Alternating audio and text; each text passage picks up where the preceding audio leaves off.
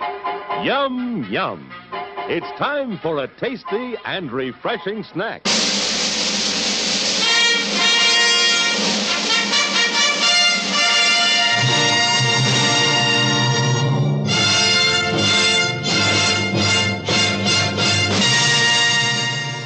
You know who I can do without? I can do without the people in the video store. Which ones? All of them. They never rent quality flicks. They always pick the most intellectually devoid movie on the racks. And now, on with the show. Hello, everybody, and welcome back to another episode of Loose Cannon. I'm your co-host, Alex, the producer, joined with Aaron Pollyea. How you doing, Aaron? I'm Aaron. Yeah, I'm doing okay. I guess I'm doing okay after these two movies. Yeah, I had no idea what these were before seeing like the posters and like the covers of the DVDs. Okay. And I went, you know what? Let's pair them together. They look like interesting sci-fi 80s movies, and they're interesting. I'll say that. So we're talking about a pair of movies. One is called R.O.T.O.R, also known as Blue Steel, but it had to change its name because of the much more popular Jamie Lee Curtis movie that came out around the same time. Yeah. And there is no way that anybody was gonna, be confused or think of like this movie when they thought of Blue Steel. So it goes by a few different names, but R.O.T.O.R is the most common international name for it, and the other is Megaforce. So let's start with the bad, like they're truly bad. So let's go with R.O.T.O.R. I'll say this: I knew we were in for something terrible when it opens up with a lot of like explained dialogue on the screen without like talking to you. You have to just read it all. Oh yeah. When it's just written out in text, so you have like the setting explained, and the setting is kind of like it's meant to be something like RoboCop. It's like RoboCop meets Terminator in that they show like a really low budget Terminator skeleton, but it looks a lot more like the sidekick character from Craig Ferguson's late night show that he had for like 15 years. Well, you did know that it's a model. The little exoskeleton that they made is a model, maybe a foot tall at most. Yeah, it looked odd how like it clearly looked really zoomed in. Well, it was not only really zoomed in, but you can see flathead screws in it. Oh, and they're huge. Yeah, anyway, you can tell how small this thing is, and that it's all stop motion. And fair enough, stop motion, it takes a special kind of talent to do that. Yeah. 1987, that was kind of the limitation. They had to do stop motion for that sort of thing. Yeah, that wasn't too bad. Like, that really wasn't too bad. The movie has many greater sins to it than a bad stop motion robot.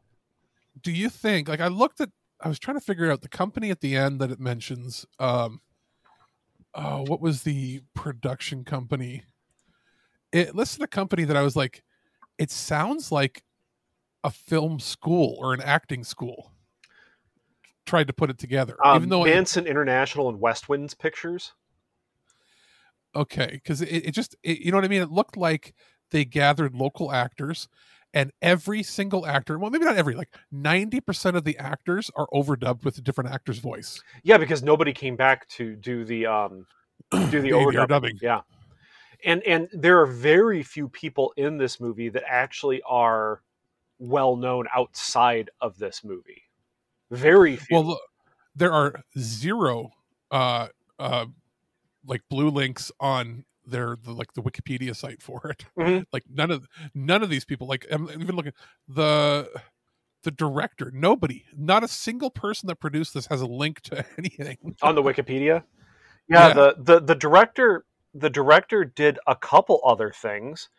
Believe it or not, he's a director for he did a lot of art for different kids TV shows. Okay, because it has an amazing poster. How much do you want to bet that the poster was drawn by the director? Oh, it's not. It's ripped off of unused art from Mad Max. You can tell that looks like Mad Max's movie poster. Oh, I can see that. I can see that now when I look at it. Mm-hmm.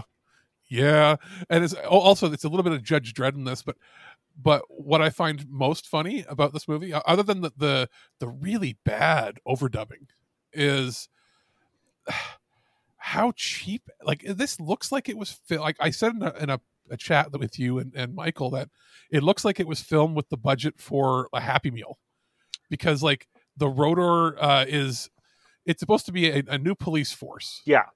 Made of like, is RoboCop Terminator, with a bit of Judge Dredd, because for some reason, when the eventual robot Terminator policeman gets a physical body and gets activated, he immediately goes and gets a motorcycle that says R.O.T.O.R on it, and below it says, what was it, to judge and execute? Yeah, or judge something. and execute. Mm-hmm. And it's like, but that wasn't part of. So like, that wasn't supposed to be even part of the police program. Yet somebody painted that on the side of the vehicle, and I might add, very poorly. You could see the stencil lines from where they tried to spray paint it on. Yeah, I mean, the whole point of R.O.T.O.R is that he's still like in the experimental phase, and he's put forth by like politicians to basically be activated too quickly, and then there's an accident which actually activates him too quickly. So there's like, they're trying to double up on certain plot aspects, I guess, or there's certain aspects of this film that don't need to happen for it to progress through the scenes. That's what I'm trying to say. Anyway, R.O.T.O.R is unfinished. He's basically crazy because he's used the mental engrams of his inventor, Barrett Cold Iron. And so it's already who we should mention is a police captain and brilliant scientist who does two jobs. Not only a brilliant scientist, brilliant engineer, world-renowned robotics engineer. Multi-millionaire, super wealthy, who also just happens to be a police captain. So you have aspects of RoboCop, Terminator in this, and then you also have aspects of the ultimate computer from Star Trek, because this is also Daystrom downloading his like mind patterns into a computer, and then the computer goes crazy because it doesn't really understand everything. Cold Iron does the same thing in this. And it views any crime as capital punishment crime. Yes. So it's just going to kill anyone that does even something slightly, like we see him kill a dude because he was speeding. Yeah, well, and that's what I'm getting to, is this movie is, I think, it says 90 minutes. It was like 82 minutes long or something. Yeah. And in that 82-minute runtime, it's got about 30 minutes of actual plot. Yeah. This felt, even like, the tone was all over the place. Yes. But what it really felt like, it felt like a segment from Creepshow, or from like, and the reason I say that in versus Twilight Zone, it has a lot of the weird, like, fourth wall breaking, goofy moments that Creepshow had, like very, like, specifically almost the Stephen King segment. Mm-hmm. Like, okay. there's a dude with like super fake buck teeth. Mm-hmm. You can see the fake buck teeth. There's moments where like people turn to the camera and make a joke. Yeah. For no reason. Yeah. There's the African American cop in that he bumps into R.O.T.O.R, and he's like making like weird jokes that don't make sense. Yeah, the jive talking Native American guy who's really poorly hitting on a scientist. That's like, oh god, that was uncomfortable. That was really uncomfortable. Yeah. The robot is arguably, and not R.O.T.O.R, but the robot, the police robot that's just helping around the precinct, is arguably the best character of this film.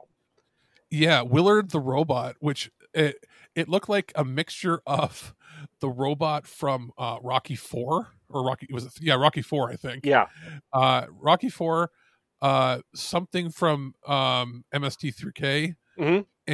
and the Village People, with like a really, really cheap looking 1950s or 50s policeman's hat. Yeah, and he had like air duct for a neck.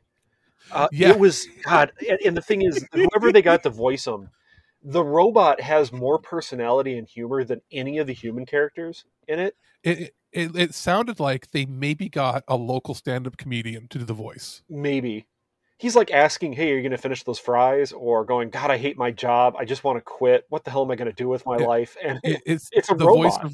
The voice of reason was the crappy looking robot. Yeah. He was, and supposedly he was a real robot that actually helped in around Dallas, police departments around Dallas for like public outreach. Believe it or not, like I could see that, like, for showing up at schools and having talking to the kids and stuff, and they just have somebody like use probably had a speaker built in where they could have somebody like use a wireless mic to talk through it, sort of thing. Yeah. So I can see that. So they did everything dirt cheap. Like most of this movie is an innocent woman fleeing from R.O.T.O.R, and then finding out that you can use loud noises to scare the robot. Yeah, and he'll freak out. Yeah. And is she really innocent? She did speed, so according to R.O.T.O.R, that is a death sentence. Well, it's she was an accomplice to a traffic violation. Well, that's true, but then she speeds to get away, so she's resisting arrest and speeding at that point. So like it gets weird, right? From a technical level. And then we have R.O.T.O.R 2, created by the other designer. There's two main scientists that are working on the designs, and she is sent in to kill for some reason. R.O.T.O.R has green blood. Yeah, I don't know. Whatever. But what I find funny is like that helmet that R.O.T.O.R wears. Yeah, has a really cheap like dollar store, like not even dollar store, like when you put a quarter in an old like gumball machine, you get like one of those stickers of an American eagle that's like semi shiny. Yeah. It's prismatic. It's that, and it just says R.O.T.O.R below it on both sides, and the helmet, and it's not even like straight, like it's kind of a crooked sticker on the side of the helmet. And see, he doesn't even look like a robot, really. He's just like your regular cop with a cop mustache from the 1970s, and he looks like somebody just named like Jake, or like Jonathan, who happens to be a motorcycle cop. And he's tired with his life.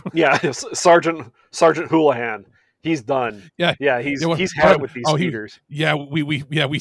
We sent him to highway patrol, or we sent him to the bike patrol because there were too many incidents of him bad mouthing people while on the regular beat. Yeah, but that's what R.O.T.O.R comes off as, not as like a Terminator. Even though there are a couple like really funny scenes of him acting like a robot, like right after he gets activated, he just like walks directly towards the door to leave and goes through a whole bunch of chairs, knocking him to the side. Like he does not care. He's going on this straight line. Yeah, and to hell with everything. And when he busts open like what's supposed to be magnetically sealed doors. Yeah. And he pushes real hard and it makes a sound effect, and it's literally regular double doors. Oh yeah. And, yeah. Or when he fights the people in the biker bar, and then he just like steps on a guy's chest and it makes a crunch sound, but the guy flinches below because he's putting all his weight on him and he walks on him. There's moments like just the ridiculousness of all the. It's like they got locals that were there to be like, hey, you want to film a scene for a movie? Mm-hmm. And they threw them in, and just the murders that happen are also really low budget. You do see blood, but like they break continuity a lot of times with how the camera, like, well, wasn't that person on the right? Why are they on the left now? That sort of stuff. The incredible opening sequence with him slowly walking out to feed his horse coffee in the morning. That takes like 10 minutes to get through, where nothing's happening, and you're like, what the hell? Well, and I knew after that long intro with all the text, I knew it was going to be bad when I'm like, oh no, we haven't seen the lead actor yet. And they're doing this like 2-minute segment of slowly moving across his room, showing every product and everything that they have, and getting to him making his coffee, doing his narration where they're trying to sound philosophical and brilliant, but it sounds ridiculous because the guy's got a fake Texas accent. Yeah. I will say that out of all of the people in this movie, I think like the wife that is the accomplice, quote unquote, to the speeding incident, I think she's not a bad actress. Like, I think she did okay with the stuff that she had. It would have been nice if they, let her speak her own voice. Yeah. But I mean, the way she looked, like, it wasn't too over the top. It made sense for like her reactions to things. It made sense. But everybody else is just comic book in this. There is on or off emotions. There's no subtlety. There's people just chewing on scenery for no good reason. Like when the guy gets fired and he just starts yelling at everybody, "God damn it, I've had a bad day," and he's stomping through. Like it's Cold Iron right in the beginning, where he's just yelling at everybody. Yeah, and it's just he's the funding is there's like corruption fund around the funding of the project and something not right, and the movie just ends with him leaving the building, doing his little narration about how he's got a girl at home and he's gonna go to the farm and live a good life and all this, and then his boss kills him in front of the police station. Yeah. Okay. Who it was never explained if he's not off the force. He's literally his chief, and he just walks out in plain clothes and murders him with a shotgun. Yeah. In front of the police station. Crazy. And then it cuts to, he didn't get in trouble. He just murdered him in front of the police station. And he goes, and that's that, and walks away. And then his nephew, who's for some reason going to school in Oxford, gets all of his money and the notes about the project for no reason. Mm-hmm. And then it cuts to R.O.T.O.R 2 being put into production. It's a bad movie. To be fair, there's no way around it. It is a bad film, but yes, it is so bad it starts getting into the funniness of it. Like you can watch this and just laugh. There were moments where it was like, it's so incompetent that I'm like, okay, I'm not bored. I've got to watch this because I'm not bored. Mm-hmm. But do I want to watch it again? Not unless I'm watching it with somebody that I think is going to throw the what the fuck hands up in the air. Yeah. I've watched this maybe like 3 times total over a few years because it is so bad. And I tend to bring it out when I go, hey, people, this is a funny bad movie, not because it meant to be funny. It's just funny because it's terrible. Yeah. And so even Darlene's just, she'll crack up watching it just because of the robot. The robot wisecracking. Like I saw the robot and like used my phone, took a picture and sent it to you guys, and I was like, "Oh, this is the kind of movie we're in for." Yeah. So yeah, that one, 1987, not the best robot. Like when you see this, you go, "Oh, that's why RoboCop is such a good movie, because it was filmed on a pretty low budget, considering." And it's like, "Oh, that's what a really good director brings to it." A really good director with a vision can take any script and take any project, and if they're committed, they can do anything with it. A good director and actors that actually care about the project they're in. Yes, yeah. Good director and actors that can trust the director. Yeah. Otherwise, this is just, oh man. Yeah. So let's move on to what is the better question mark film. Yeah. And that's Megaforce from 1982. And I saw it. I'm like, that sounds awesome. And then you watched it before me and sent the message. It's G.I. Joe. And I went, oh, and I watched it and I went, yes, it's G.I. Joe, but like 2 years before G.I. Joe. Yeah, it's G.I. Joe if it was live action in the 80s, okay, but it's still basically a cartoon. So, yeah, it is live action, but all the characters are about as shallow as possible. And they tend to misuse the actors and actresses that they have in the roles that they have because they don't know how to write anything that's complex. It was like they took a few very well choreographed, like very well planned out stunt scenes. Oh, yeah. And then everything else was like 30 different scenes written by 30 different people to implement these characters. Yes, and some of the characters are entirely unlikable, in my opinion. And so I'll go with my criminally underused person in this film is Persis Kambata.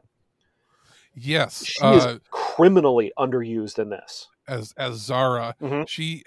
She's supposed to be like the Indian liaison with the British. What is he, Colonel? Yeah, a British colonel. And if you don't know who she is, she's Lieutenant Ilea from Star Trek: The Motion Picture. You just don't recognize her because she has hair here. That's what I kept looking at her. I'm like, I know you from somewhere. And she's a fantastic actress. And they give her nothing to do in this. And this movie cost $20 million in 1982 money. That is insane. I looked it up. That is, with inflation, $59 million now. You could make 3 movies that look like this for that price. There are a lot of vehicles in it, and there are a couple things where I will praise this movie. Can I praise this movie before we really get into the true plot? Yes. This can I give my biggest praise with this? Okay. Outside, there's things I like that I like because I like how terrible it is. You know what I mean? But sure. The stuff that I do like about this, they planned out some really spectacular looking stunt scenes. Yes. The stunt scenes are fantastic. And that's part of one of my things that I would praise with this. The second thing is the use of actual military equipment is incredible. How much stuff they have in this. The tanks and everything. The tanks, the aircraft. There's Hercules heavy lift vehicles in this. And it's not like they're using stock footage. They're actually like bringing on 3 Hercules and flying them around for this movie. And there's like a battalion of tanks out there. Yeah, they're old tanks. It's probably like Army National Guard or something like that. But holy crap. It's rare to see that much military equipment on display. And you can tell that they're not really firing the tanks. There's quick shots of them firing the main gun, and you can tell there's a squib in it that's going off. But the point is that when you have like a line of 20 tanks blasting away with good sound effects, it looks really good. And this is where it gets like G.I. Joe is the British troops are in a bit of a stalemate with some countries' military where they're not legally allowed to enter into this fake country to overthrow the dictator and its army because of reasons that aren't explained. Mm-hmm. And their solution is we'll do it technically illegally by going to America and hiring the international Megaforce. Yeah, which will do it secretly. Yeah, with their technology. Secretly, huge air quotes. Yes, with their and you know what this movie felt like? Hmm. It felt like the G.I. Joe version, even in the looks and just overall feel of what was that Disney movie, The Black Hole? Oh yeah. There's lots of Black Hole kind of feelings in this with the way they layered in the composited images. It has that kind of feel. And even like the color schemes and everything just looks like and feels like a late 70s Disney sci-fi. Megaforce's costumes, their uniforms, God, I hate them. They are. Do you know that they were designed by Mattel? Doesn't surprise me. Like the toy company designed these, and they look awful. Like their dress uniforms that have the big flap. Could you imagine? Like everybody thought that like TNG had awkward costumes that were hard to wear and they didn't fill out right for people. You had to have a certain body type. Could you imagine us trying to wear those uniforms in this? Oh God, no. I mean, yeah, I'm a 40-something guy. I'm not in shape. I'm not like hugely overweight, but I'm not in shape. But I would look like I was a eggplant in one of those. I am, and then you would have to have somebody at the hospital peel the costume off of me after it like shrink wrapped onto me. Oh God, the sweat, because they're out in the desert. Imagine the amount of sweat in there, and that nothing breathed in those uniforms. And they barely are wearing underwear underneath because you don't see the line, and they're skin tight. So, oh God, the stain. Yeah. Oh, I can't. So Barry Bostwick is Ace Hunter. Oh. And I'll tell you what's weird is that I have never before this seen Barry Bostwick without white hair. Really? I mean, ever. Rocky And Horror Picture Show. I mean, I've never seen that. Yeah, you've never seen Rocky Horror. My God. Okay. No, I don't like musicals. See, I hate musicals, but I love Rocky Horror because So I'm gonna have to watch it at some point. But like what's weird is I watched them and I'm like, you know what? I never realized how close his eyes are together. I could not stop staring at his face because I'm like, his eyes look too close together. It's his Michael feathered perm hair too that really kind of. Oh god! They tried to give him like Chris Christopherson hair. Oh, it's Knight Rider. It's what's his name? Yeah. Why yeah, can't Hasselhoff. Hasselhoff? It's Hasselhoff hair. That's what it is. Michael Beck is Dallas. So everybody on the team, like G.I. Joe, they're an international team, so they have the flag of the country of their origin on their left shoulder. Yeah. Except for Michael Beck, who plays Dallas, because Texas is its own country. He got his own Texas. He has Texas a Confederate flag. No, it's not a Texas flag. It's a Confederate flag, and he flies a Confederate flag off the back of his battle motorcycle. And every time he was on screen, my middle finger was up in the air. Yeah. Then there was who else was there? There was the Japanese gentleman. There was a Mexican dude, a few other people. I'm trying to think. There wasn't like their international crack team was like 4 countries. Yeah, we saw Mexican people. We saw a couple Japanese people. And there's a French guy, I think. Yeah, a French guy. Edward Mulhare is in this movie. I mean, he's the French guy, right? He's like the French general. Yeah. That's a Knight Rider connection. And I'm trying to think. Oh, and what's crazy is the best casting of this is cast as one of the worst characters, and that's Henry Silva as Guerrero, the bad guy.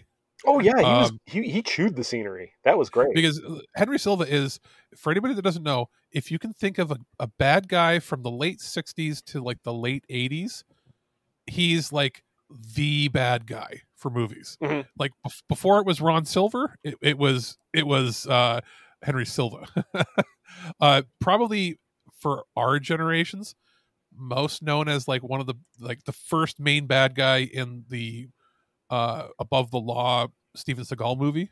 Yeah, and a few other things too, but like he's one of those guys he was, I think one of his later films was Ghost Dog. Okay. And a few like he also was the voice of he was the voice of Bane in all of the 90s Batman cartoons. Oh, okay.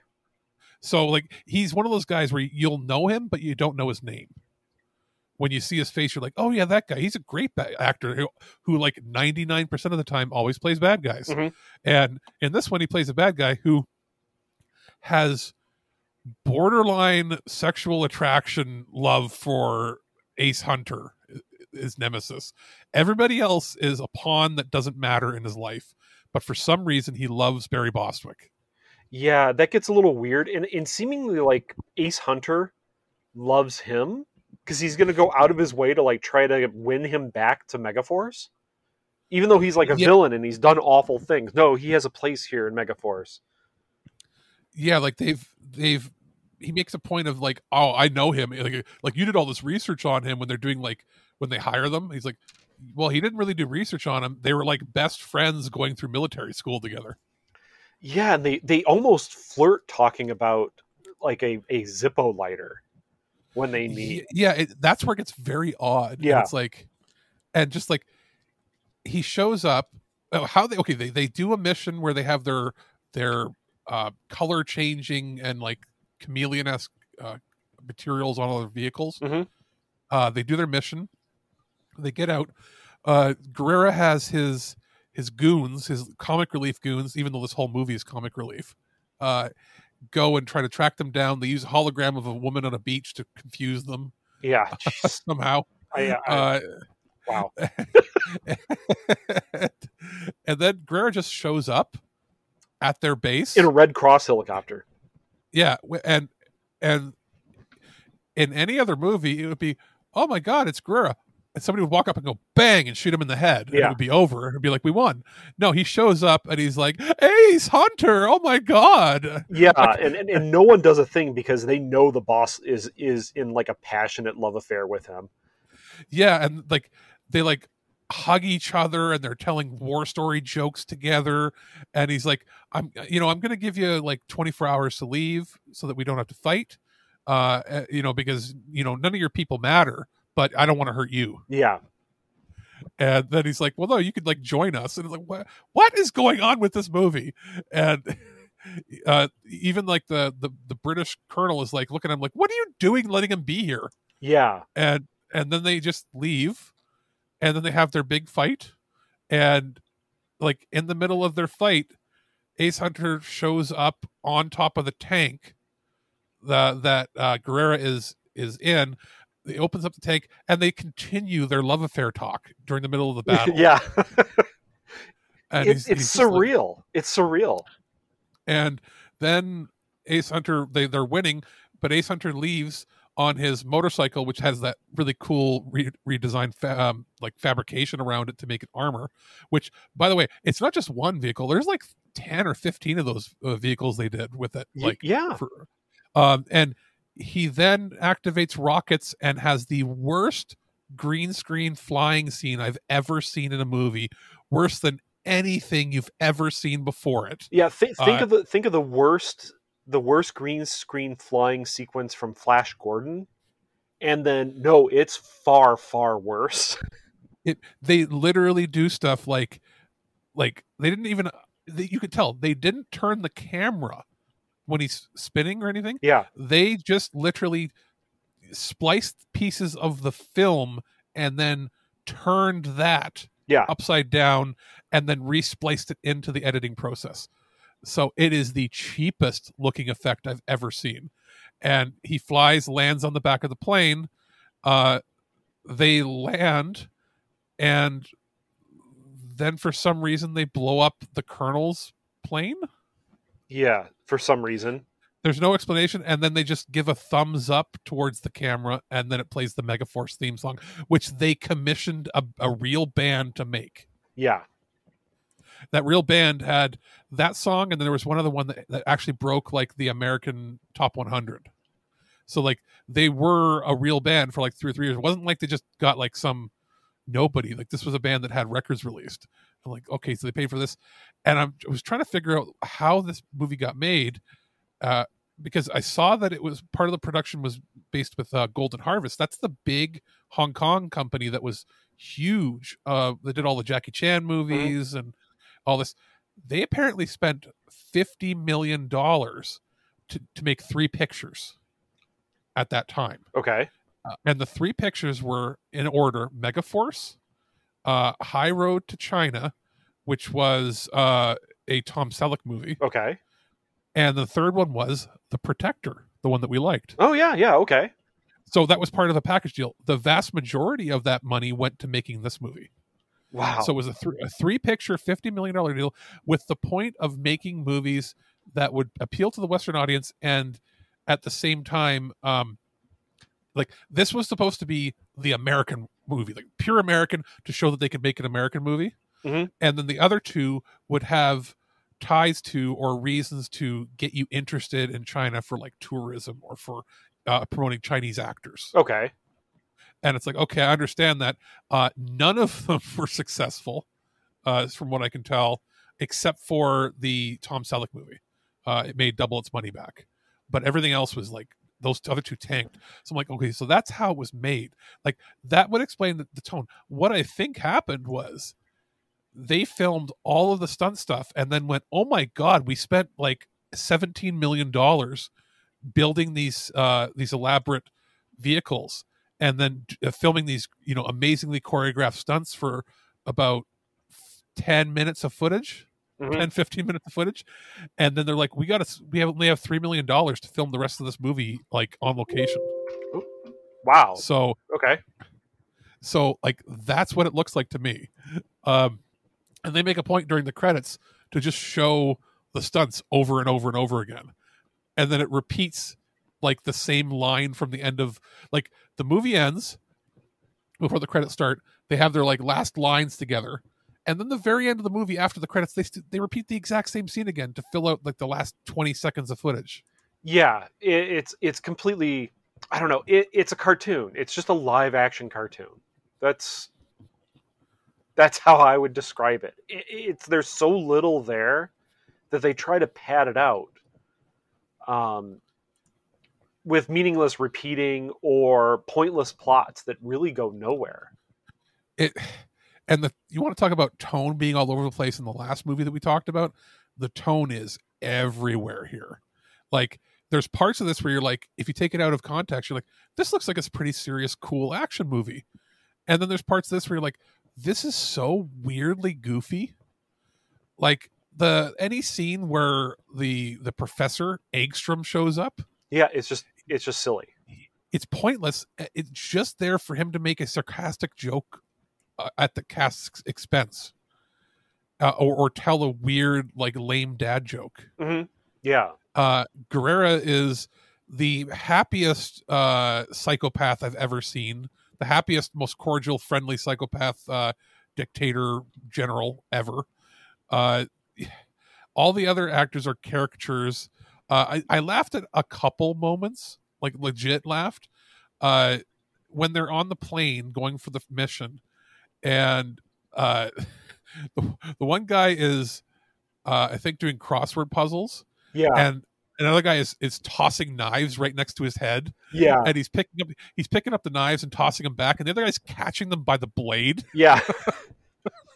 And it's like, clearly it was on a string, Yeah. but he caught, like, and they just sped it up, and it's like he's doing it over and over again. And then the other guy solves like a Rubik's cube, and the French guy, his caricature of himself is, everything is about women. I could solve that Rubik's cube, the mystery of the cube, in 2 seconds if I thought about it like I would think about a woman. Yeah, I can. And it's like, what? I just have to use my fingers in a specific way, and no. Yeah. And then the one guy's like, the Mexican dude is talking to, what was it? I think it was the Mexican dude talking to the Japanese dude, and like, the explanation for all this is that all Americans are weird. Yeah.